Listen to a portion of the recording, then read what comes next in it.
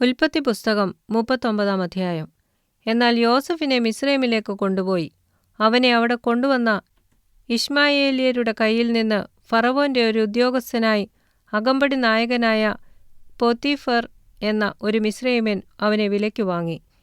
യഹോവ യോസഫിനോടുകൂടെ ഉണ്ടായിരുന്നതുകൊണ്ട് അവൻ കൃതാർത്ഥനായി. മിസ്രയീമ്യനായ യജമാനന്റെ വീട്ടിൽ പാർത്തു. യഹോവ അവനോടുകൂടെ ഉണ്ടെന്നും അവൻ ചെയ്യുന്നതൊക്കെയും യഹോവ സാധിപ്പിക്കുമെന്നും അവന്റെ യജമാനൻ കണ്ടു. അതുകൊണ്ട് യോസഫ് അവന് ഇഷ്ടനായി ശുശ്രൂഷ ചെയ്തു. അവൻ അവനെ ഗൃഹവിചാരകനാക്കി. തനിക്കുള്ളതൊക്കെയും അവന്റെ കയ്യിൽ ഏൽപ്പിച്ചു.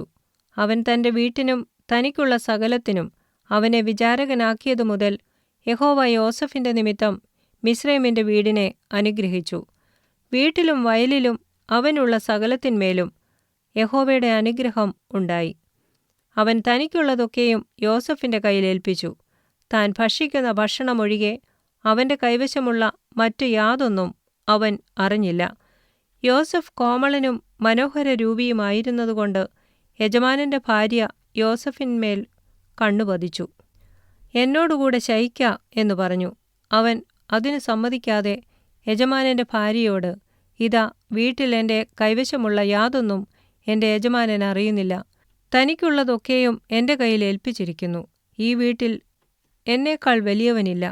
നീ അവൻ്റെ ഭാര്യയാകിയാൽ നിന്നെ അല്ലാതെ മറ്റു യാതൊന്നും അവൻ എനിക്ക് വിരോധിച്ചിട്ടുമില്ല. അതുകൊണ്ട് ഞാൻ ഈ മഹാദോഷം പ്രവർത്തിച്ച് ദൈവത്തോട് പാപം ചെയ്യുന്നത് എങ്ങനെ എന്ന് പറഞ്ഞു. അവൾ ദിനംപ്രതിയും യോസഫിനോട് പറഞ്ഞിട്ടും അവളോടുകൂടെ ശയിപ്പാനോ അവളുടെ അരികെ ഇരിപ്പാനോ അവൻ അവളെ അനുസരിച്ചില്ല. ഒരു ദിവസം അവൻ തന്റെ പ്രവൃത്തി ചെയ്യുവാൻ വീട്ടിനകത്ത് ചെന്നു. വീട്ടിലുള്ളവർ ആരും അവിടെ ഇല്ലായിരുന്നു. അവൾ അവന്റെ വസ്ത്രം പിടിച്ചു, എന്നോടുകൂടെ ശയിക്ക എന്ന് പറഞ്ഞു. എന്നാൽ അവൻ തന്റെ വസ്ത്രം അവളുടെ കയ്യിൽ വിട്ടേച്ച് പുറത്തേക്ക് ഓടിക്കളഞ്ഞു.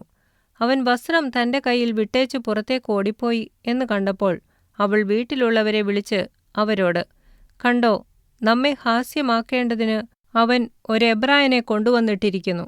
അവൻ എന്നോടുകൂടെ ശയിക്കേണ്ടതിന് എൻ്റെ അടുക്കൽ വന്നു. എന്നാൽ ഞാൻ ഉറക്കെ നിലവിളിച്ചു. ഞാൻ ഉറക്കെ നിലവിളിച്ചത് കേട്ടപ്പോൾ അവൻ തൻ്റെ വസ്ത്രം എൻ്റെ അടുക്കൽ വിട്ടേച്ച് ഓടിപ്പോയിക്കളഞ്ഞു എന്ന് പറഞ്ഞു. യജമാനൻ വീട്ടിൽ വരുവോളം അവൾ ആ വസ്ത്രം തൻ്റെ പക്കൽ വെച്ചുകൊണ്ടിരുന്നു. അവനോട് അവൾ അവണ്ണം തന്നെ സംസാരിച്ചു. നീ കൊണ്ടുവന്നിരിക്കുന്ന എബ്രായദാസൻ എന്നെ ഹാസ്യമാക്കുവാൻ എൻ്റെ അടുക്കൽ വന്നു. ഞാൻ ഉറക്കെ നിലവിളിച്ചപ്പോൾ അവൻ തൻ്റെ വസ്ത്രം എൻ്റെ അടുക്കൽ വിട്ടേച്ച് പുറത്തേക്ക് ഓടിപ്പോയി എന്ന് പറഞ്ഞു. നിന്റെ ദാസൻ ഇങ്ങനെ എന്നോട് ചെയ്തു എന്ന് തൻ്റെ ഭാര്യ പറഞ്ഞ വാക്ക് യജമാനൻ കേട്ടപ്പോൾ അവന് കോപം ജ്വലിച്ചു. യോസഫിന്റെ യജമാനൻ അവനെ പിടിച്ച് രാജാവിന്റെ ബദ്ധന്മാർ കിടക്കുന്ന കാരാഗൃഹത്തിലാക്കി. അങ്ങനെ അവൻ കാരാഗൃഹത്തിൽ കിടന്നു. എന്നാൽ യഹോവ യോസഫിനോടുകൂടെയിരുന്നു. കാരാഗൃഹ പ്രമാണിക്ക് അവനോട് ദയ തോന്നത്തക്കവണ്ണം അവന് കൃപ നൽകി. കാരാഗൃഹത്തിലെ സകല ബദ്ധന്മാരെയും കാരാഗൃഹ പ്രമാണി യോസഫിന്റെ കയ്യിൽ ഏൽപ്പിച്ചു. അവരുടെ പ്രവൃത്തിക്കൊക്കെയും അവൻ വിചാരകനായിരുന്നു. യഹോവ അവനോടുകൂടെ ഇരുന്ന് അവൻ ചെയ്തതൊക്കെയും സഫലമാക്കുക കൊണ്ട് അവന്റെ കൈക്കീഴുള്ള യാതൊന്നും കാരാഗൃഹ പ്രമാണി നോക്കിയില്ല.